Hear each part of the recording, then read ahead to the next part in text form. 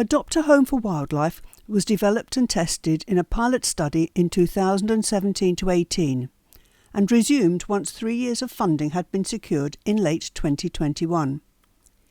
Sites in the project are called wildlife homes. In part 1 of this video, we meet Carol Osborne and her gardener Ishmael Farrell with project officers Elvis Gerald, Ajame White and intern Antoine Sinclair, who tell us how they're working to increase biodiversity on this site by Cassava Ghaut. We're here at wildlife home number 12. That's Carol Osborne's home, and Carol's with us, and with Ishmael Farrell, the gardener here, is doing a lot of the work on this. So thank you much, both of you, for seeing us and indeed for participating in this. I'm Mike Pinkowski from the UK Overseas Territories Conservation Forum, and the disembodied voice you'll hear from time to time behind the camera is Anne Pinkowski, who is producing this series for us. So Carol, could you tell us a little bit about what you're trying to do here within this site? Okay, well, this site was totally in bush. It was very pretty, attracted a lot of rain, but it wasn't conducive to the hummingbirds and the oriole. So Ishmael has started clearing. It's been amazing that he has actually found plants growing that are not to be disturbed, that are native, not necessarily indigenous, but native. This one is sweet lime, bees a berry, and that's wild birch. It also bees a berry also, but not good for eating. Right, but the first one is good for eating? I never see no one eat it, the birds eat it. The birds, it's good for the birds, that's good enough for me and for a wildlife home. But in order to really put forward what we want, we need sunlight. And you're getting quite a lot of wildlife here. I think you had the orioles visiting, haven't you? Yes, just not too long ago we had the orioles, and they usually were up in the mountain, and they've come down a bit. We have some rats, which are troublesome. We have to be careful with that. Ishmael has planted some what we call Christmas tree palms because they have little red berries, and the birds love them. So they put in 6 of them right to start with. And now he's taken what fruit trees besides the mangoes? Mango, avocado, custard apple, ackee. Right, okay. And plum rose. That's what we found here. And what he wants to do also is put in bananas and pineapple. And, so you're trying to get a sort of almost a forest clearing effect right. here, yes. Exactly. That would be. The things that he has saved are things that, for instance, like the shell plant behind you, which are, the birds do love. And get a tree. Yeah, the guinnep tree. Right. And you go right down to the stream here. We go to the gut, yes, right down to the gut. And what we've started a compost heap above. This property, this land above us, which is all wood, is not owned by us, right? But these down here are, and all the way to the gut. Excellent. So you're making use of the wood you cut out and in the composting as well? Yes, he's going to, we have a fellow coming who's going to take the wood away, and they make charcoal out of it. Good. They do charcoal pits. Thank you. So, would you like to tell us a little bit about the activities you're having to do to make things work? Please. No, you go right ahead. What I got to do? Yeah. Oh, I cutting trees. Okay, and replanting. Now we got what the plant name I have over there to put in at the top over there? Oh, the pribi. Pribi. We have, which is the only actually endemic plant. Yes. And we have 20 of them from the trust. 30? Oh, good.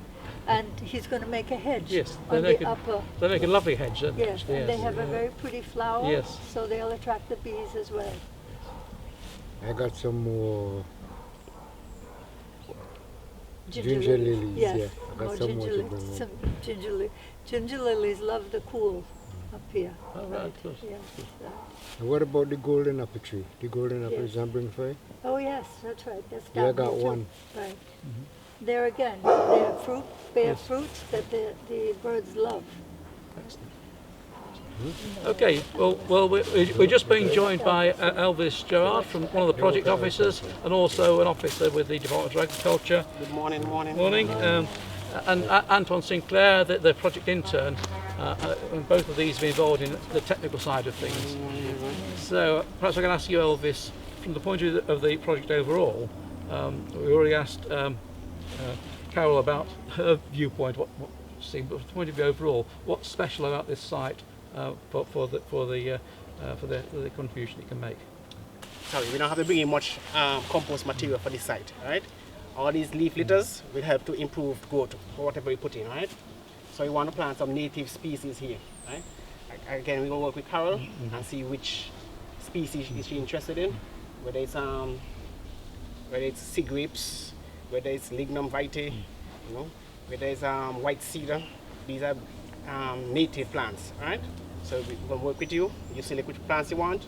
We come and choose the different areas, location, and put them in.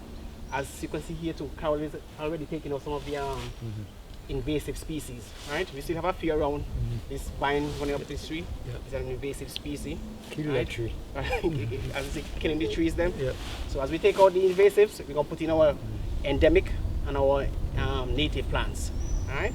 So my job is basically just work with Carol and make the site a very beautiful, attractive site, you know, to attract wildlife back to this area, basically. That's the most important thing, right? So you can add biodiversity to this area, basically. Right? And Anton, you're enjoying being part of this too? Yeah, I'm enjoying being a part of this project here, and what I'm seeing right now, it's... Well, I just think that this is a fantastic start to our project, and what a lot of hard work everyone's been doing so far. So you've started to notice some changes already, I think, even though it's in the early days. So can anyone say what you might have noticed already?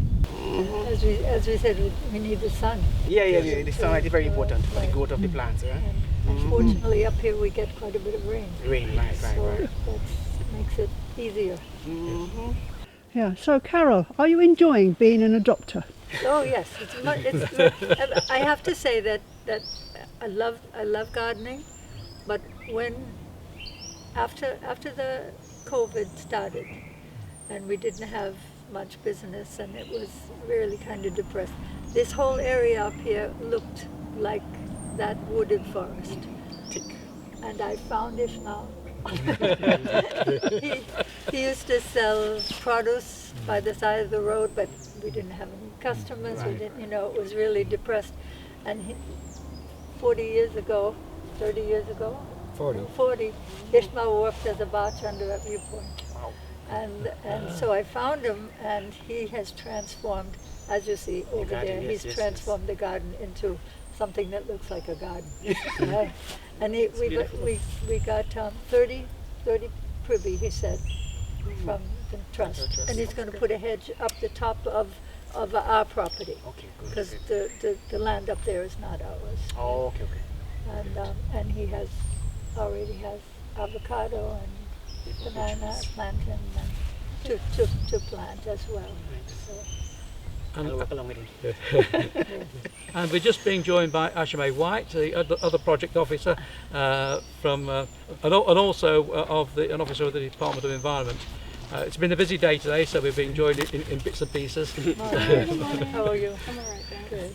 So, Ashime, I guess you were involved in the initial survey there, because we're doing, before the project starts at all the sites, we're doing botanical and entomological surveys so we can measure the change. I'm just quite impressed to see the change so far. I'm looking forward to see how this site would evolve and become really lush and green as it continues to grow. But yeah, it's looking good so far. Great.